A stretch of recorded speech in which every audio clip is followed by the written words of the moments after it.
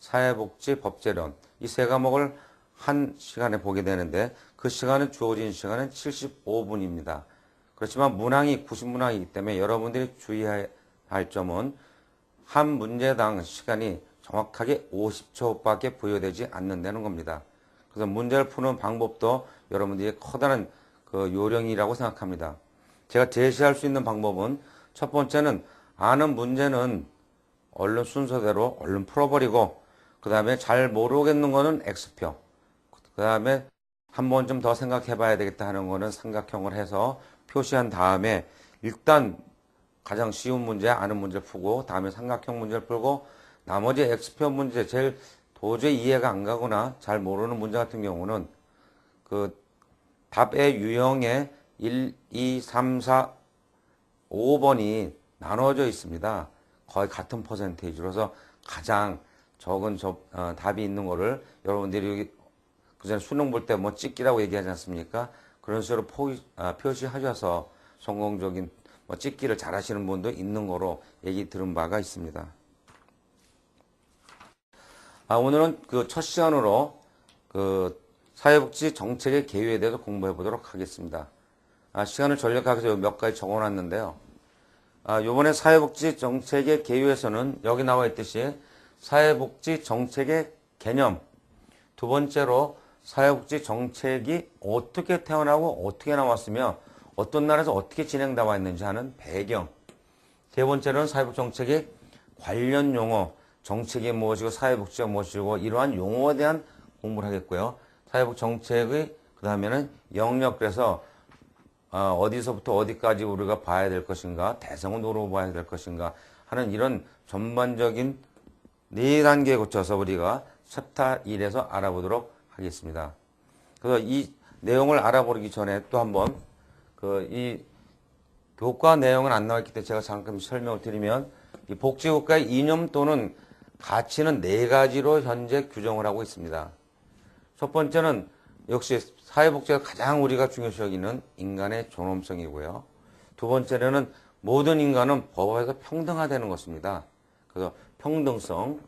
세 번째는 소득의 재분배성입니다. 여러분 그 재분배와 분배는 좀 구별을 하셔야 됩니다. 분배라는 것은 우리가 생산적인 활동을 하고 나서 얻어지는 것, 예를 들어서 땅을 빌려준 사람은 지대를 가져가야 될 것이고요. 뭐 노동을 한 사람은 거기에다는 임금을 가져갈 것이고 하는 것들을 우리는 분배라고 얘기를 하고요. 이곳에서 말하는 재분배성이라는 것은 우리가 조세 형식을 띄우거나 다른 형식을 띄워서 분배해서 다시 모아진 어떠한 재원을 가지고 그것이 소득의 형평성이라든지 우리보다 못한 힘든 사람들, 인간적인 삶을 살게 하기 위해서 다시 분배를 하는 것, 이걸 우리는 소득의 재분배성이라고 해서 이것이 복지국가의 커다란 이념 중에 하나인 것입니다. 네 번째로는 사회 구성원의 연대성입니다. 있는 사람과 없는 사람, 가진 사람과 안 가진 사람, 이러한 어떠한 우리는 격차가 넓은 시대에 살고 있습니다. 그런 것이 위에서 아래로 좌에서 시간에서 먼저서 시간의 후로 하는 이런 것이 한 해 우리 사회를 구성하고 있는 구성원들의 연달성으로 볼 수 있습니다. 다시 한번 말씀드리면 여기서 말하는 복지국가의 이념 또는 가치는 인간의 존엄성, 평등성, 그리고 소득의 재분배성, 사회 구성 연대성 이라는 것을 잊지 마시기 바랍니다.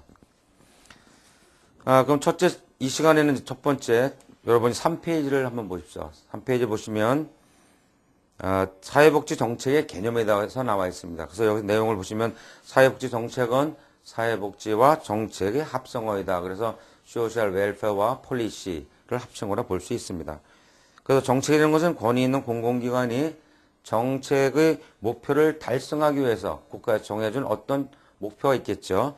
달성하기 위해서 정치적 또는 행정적 과정을 거치거나 첫 번째로, 두 번째 당위성에 입각하여 공식적 의도적으로 선택된 미래 행동 지침이라고 볼 수 있습니다.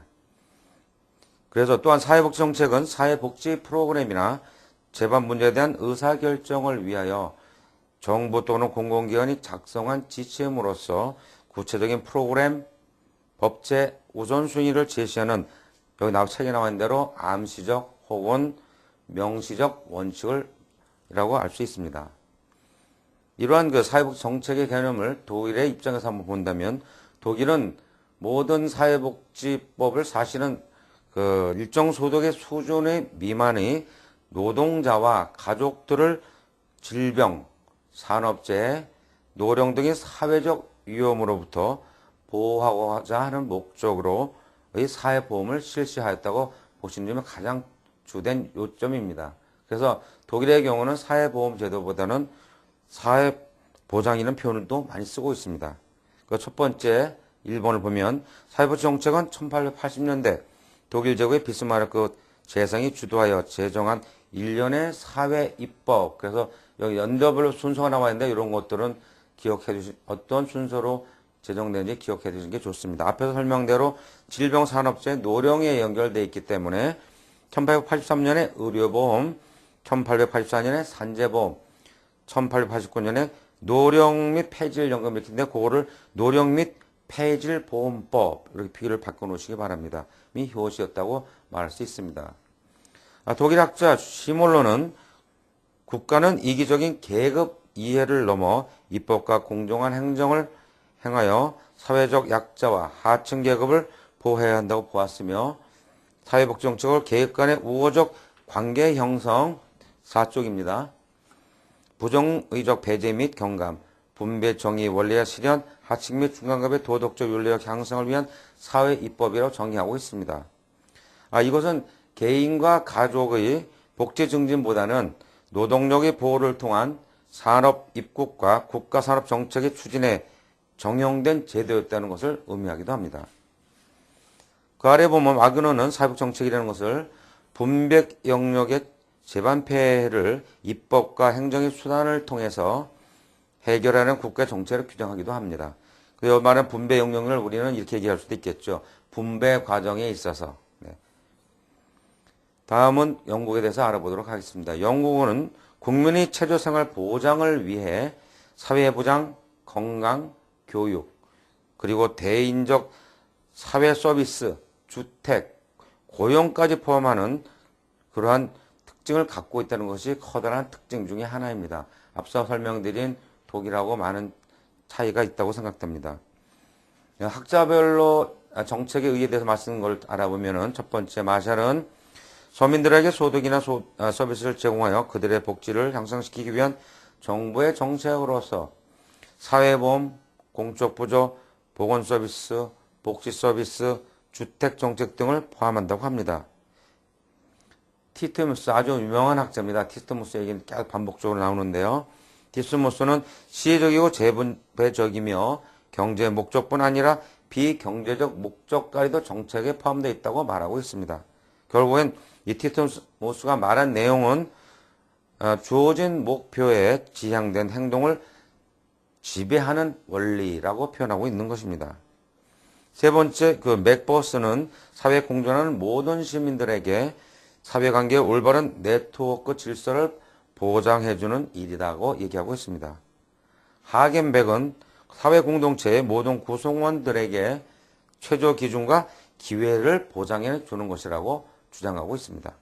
끝으로 라비트 같은 경우는 공동체적 환경에 관련된 것으로서 개인이 개별적으로 시장에서 구입할 수 없는 사회적 편리, 즉 예를 들면 도시 재개발, 국립공원이라든지 공해 및 소음 방지 등 같은 것을 제공하는 것을 사회복지 정책